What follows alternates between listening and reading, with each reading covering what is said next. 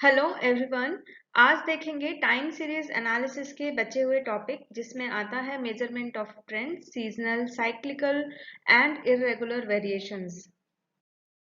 तो trend methods की अगर बात करें तो ये सभी हमने देखे थे।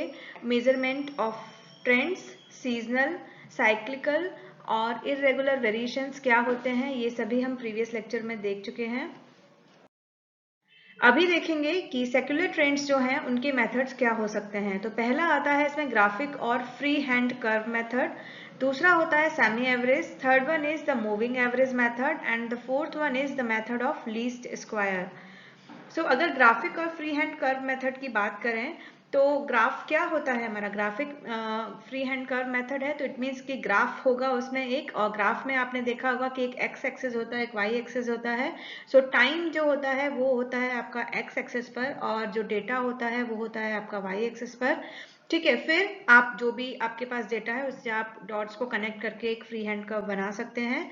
सो इसे एक आई इंस्पेक्शन मेथड भी कहते हैं। जैसे ये जो आपकी स्ट्रेट लाइन जा रही है ये आपकी है ट्रेंड लाइन, बट जो एक्चुअल डेटा है वो आपने डॉट्स को कनेक्ट करके बनाया हुआ है।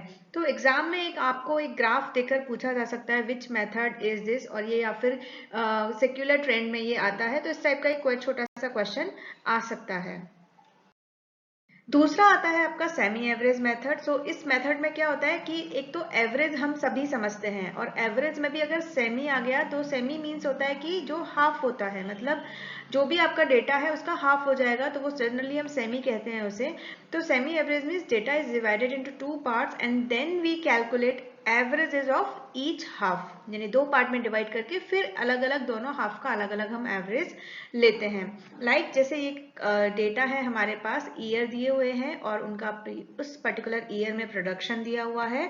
ठीक है, अब इस क्वेश्चन में हमें सेमी एवरेज इस डेटा का कैलकुलेट करना है। तो सबसे पहले आप number of observations, number of years जो कि यहाँ पर है कैलकुलेट करेंगे, तो देखेंगे कितने आते हैं। 1 2 3 4 5 6 7 एंड 8 ईयर्स हैं, तो 8 डिवाइडेड बाय 2 यानी कि 4 के आपके एवरेज बन जाएगा। तो 2001 to 4 एक ग्रुप हो गया एंड 5 to 8 एक ग्रुप हो गया। सो 1 to 4 की अगर हम बात करें तो ये आप कैलकुलेट कर लीजिए, 40 + 45 + 40 + 42 अपॉन 4। सिंपल एवरेज कैलकुलेट करना है तो वो आएगा आपका 14.75, और दूसरे अदर हाफ के लिए भी आप सिंपल एवरेज कैलकुलेट कर सकते हैं, वो आपका आएगा 53.75। बस डिफरेंस इतना है कि सेमी एवरेज है तो आपको डेटा को 2 इक्वल पार्ट्स में डिवाइड करके फिर एवरेज कैलकुलेट करना है। तीसरा आता है आपका मूविंग एवरेज मेथड। सो इस एवरेज मेथड में क्या होता है कि फर्स्ट एवरेज जो होता है is the mean of first M terms. ठीक है, सपोज करो अभी आपके पास एम टर्म है तो उन एम टर्म्स का हम मीन लेंगे, वो आपका होगा फर्स्ट एवरेज। मूविंग है इसलिए first, second, third and so on चलता जाएगा depending on your question. Second average क्या होगा, second average will be the mean of second term to M plus oneth term. इसी तरीके से थर्ड एवरेज होगा third term to M plus twoth term तक, इस तरीके से वो एवरेज चलता रहेगा। तो अगर m जो है वो आपका अगर ऑड नंबर है then moving average is placed against the mid value of the time interval it covers. तो इसे एक एग्जाम्पल से देखते हैं तो ज्यादा अच्छे तरीके से समझ में आएगा। तो for the time series data given लो फाइंड ट्रेंड फॉर 3-ईयर मूविंग एवरेज। ठीक है, तो ये आपका यहाँ पे डेटा दिया हुआ है, 3-ईयर मूविंग एवरेज हमें कैलकुलेट करना है। m यहाँ पर क्या हो जाएगा, फिर हमारा m क्या हो जाएगा, हमारा 3 हो जाएगा। ठीक है, अभी हमने डेटा को इस तरीके से लिखा, वैल्यूज लिख ली। ओके, अभी फर्स्ट टर्म कैलकुलेट करना है। ठीक है, तो फर्स्ट टर्म क्या होगी आपकी, first average is the mean of first M terms. Second average second term से काउंट होगा, तो फर्स्ट टर्म क्या हो जाएगा, फर्स्ट एम टर्म्स। तो एम यहाँ पर क्या है 3, तो फर्स्ट 3 टर्म्स क्या है 30, 35 एंड 25। तो इन तीन वैल्यूज का हमने एवरेज लिया, 30 आया, ये आपका हो गया फर्स्ट एवरेज। सेकेंड एवरेज क्या होगा, सेकेंड टर्म से m प्लस वनथ टर्म। तो सेकेंड टर्म क्या है हमारी 35 और m क्या है हमारा 3, तो 3 + 1 यानी कि फोर्थ टर्म तक हमें जाना है। तो 35 + 25 + 42 ये फोर्थ टर्म है। फर्स्ट टर्म आपकी ये है, second term, third term and fourth term, तो ये तीन का फिर एवरेज आप ले लोगे। थर्ड टर्म क्या होगा, थर्ड उससे, ठीक है, थर्ड टर्म से, तो थर्ड टर्म क्या है 25 से लेके m+2 आती है, यानी फिफ्थ टर्म, तो 25 + 42 + 62। तो इस तरीके से आप बढ़ते चले जाओगे। बहुत ही सिंपल सा बेसिक सा कॉन्सेप्ट है, बस एक बार देखना है, उसके बाद कभी भी क्वेश्चन आए गलती होने की कोई भी गुंजाइश नहीं होगी। नेक्स्ट आता है मेथड ऑफ लीस्ट स्क्वायर और कर्व फिटिंग मेथड भी इसे हम कहते हैं, ठीक है। So it is used to find the trend line of time series data and linear regression trend line जो है वो है y = a + bx। इस इक्वेशन में भी इन सबको समझना बहुत इंपॉर्टेंट है, क्योंकि यहाँ से भी क्वेश्चन आ जाता है कि ये जो आपकी रिग्रेशन लाइन है इसमें आपका इंटरसेप्ट क्या है या फिर स्लोप क्या है। तो a जो है वो होता है आपका समेशन ऑफ y/n, जिसे हम y एक्सेस इंटरसेप्ट भी कहते हैं। b जो होता है, b को हम कहते हैं slope of the regression line. So this is very important. कभी आप सोच भी नहीं सकते कि ये भी क्वेश्चन में पूछा जा सकता है, बट ये क्वेश्चन आया हुआ है। सो नेक्स्ट आता है आपका मेजरमेंट ऑफ सीजनल वेरिएशन। सो यहाँ तक जो हमने पढ़ा था इस स्लाइड से पहले तक, तो वो था आपका measurement of secular trend methods. तो वो सारे ट्रेंड मेथड्स थे।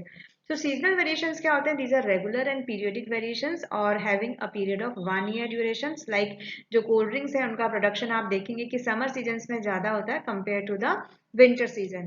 तो इसके अगर हम मेथड्स की बात करें तो ये 4 मेथड हैं। Method two simple average, ratio to trend method, ratio to moving average method and link relative method. तो मेथड ऑफ सिंपल एवरेज की बात करें तो this is the simplest of all the methods and based on the additive model of the time series and formula four. अगर हम बात करें method में, सिंपल एवरेज मेथड में, तो 3 फॉर्मूलाज आते हैं आपके मेथड ऑफ सीजनल एवरेजेस का। Total number of seasonal values upon number of years. General average बात करें तो नंबर ऑफ सीजन्स नीचे आ जाएंगे और टोटल ऑफ सीजनल एवरेजेस ऊपर आ जाएंगे। एंड सीजनल इंडेक्स की बात करें तो quarterly average upon general average into 100। आप इसी सीक्वेंस में याद करेंगे तो देखेंगे जो डिनोमिनेटर है उसमें पहले नंबर ऑफ ईयर्स आया, दूसरे के केस फॉर्मूले में डिनोमिनेटर में आपका नंबर ऑफ ये सीजन्स आ गया, ठीक है, जो यहाँ पर लेफ्ट हैंड साइड में था, और तीसरे में डिनोमिनेटर में ये लेफ्ट हैंड साइड में नंबर ऑफ ये जनरल एवरेज आ गया। तो इस तरीके से याद करने की कोशिश करेंगे तो हो जाएगा। ये फॉर्मूलाज पूछे जा सकते हैं। नेक्स्ट आता है आपका ratio to trend method. So it isolates the seasonal factor from a multiplicative time series and following steps are use. So calculate the trend value for various time durations like monthly, quarterly. आप इस तरीके से trend value को calculate करोगे least square method की help से। फिर हम क्या करेंगे, फिर एक्सप्रेस करेंगे ओरिजिनल डेटा को as the percentage of trend on the basis of the following formula. तो ओरिजिनल डेटा अपॉन जो भी आपका ट्रेंड वैल्यू आया है इनटू 100। तो इस तरीके से आप एक्सप्रेस करोगे। Rest of the process are same as the moving average method जो हमने सेक्युलर ट्रेंड में ट्राई किया था। तो इतना ये कोई बहुत ज़्यादा इम्पॉर्टेंट नहीं है कि बस हो सकता है आपको ये 3 लाइन में मैंने जो बोला है आपको समझ में नहीं आया होगा, ऊपर से चला गया होगा। सो अभी आपके सिलेबस के हिसाब से इतना भी आप याद रखोगे, ध्यान रखोगे तो इतना भी सफिशियंट है। लाइक कीवर्ड्स जो होते हैं कई बार जब ज़्यादा डीप में आपका सिलेबस नहीं होता है तो छोटे छोटे कीवर्ड्स होते हैं उन पर बेस्ड ही क्वेश्चन बन जाते हैं। तो लाइक यहाँ पे एक छोटा सा ये फॉर्मूला है, या फिर यहाँ पर जो टाइम ड्यूरेशन है वो मंथली और क्वार्टरली ली जाती है। किसकी हेल्प ली जाती है? मेथड ऑफ लीस्ट स्क्वायर की ली जाती है। मल्टीप्लिकेटिव टाइम सीरीज फैक्टर इसमें यूज होता है। तो इस तरीके से छोटे छोटे क्वेश्चन बन सकते हैं। अदरवाइज जितना इससे कहीं ज़्यादा नहीं पूछा जाएगा, इसलिए अननेसेसरी उसको इतना ज़्यादा डिटेल में पढ़ने का मतलब भी नहीं है। नेक्स्ट आता है ratio to moving average method. So इसमें क्या होता है कि this method is used when a time series data is composed of all the 4 components.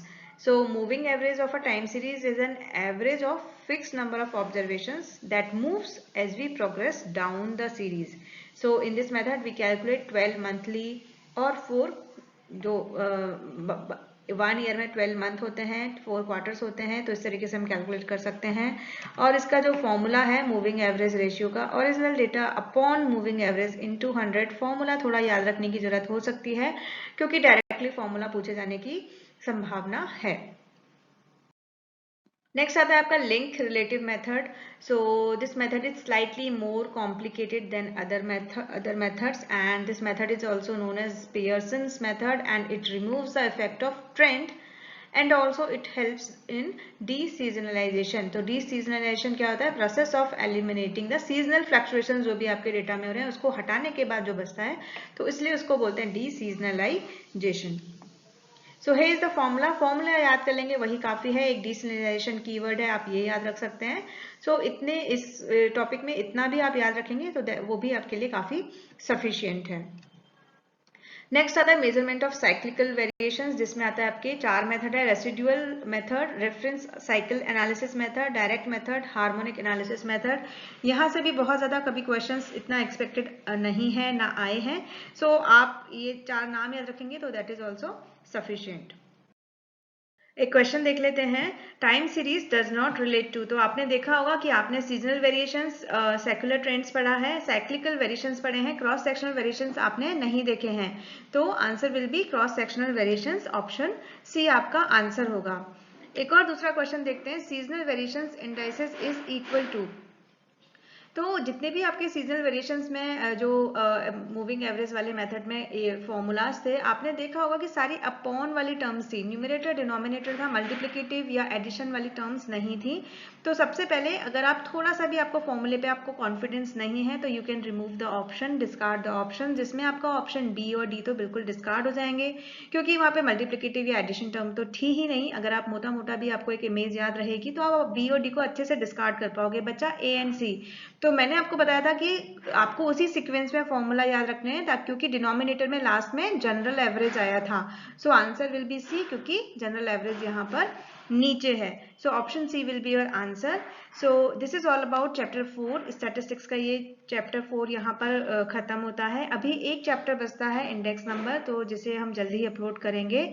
आपको अगर टाइम सेव करना है, अपने एफर्ट सेव करने हैं, तो you can go through the link in the description box and buy the course। बहुत ही reasonable price में है। So ये आप देख सकते हैं। Thank you.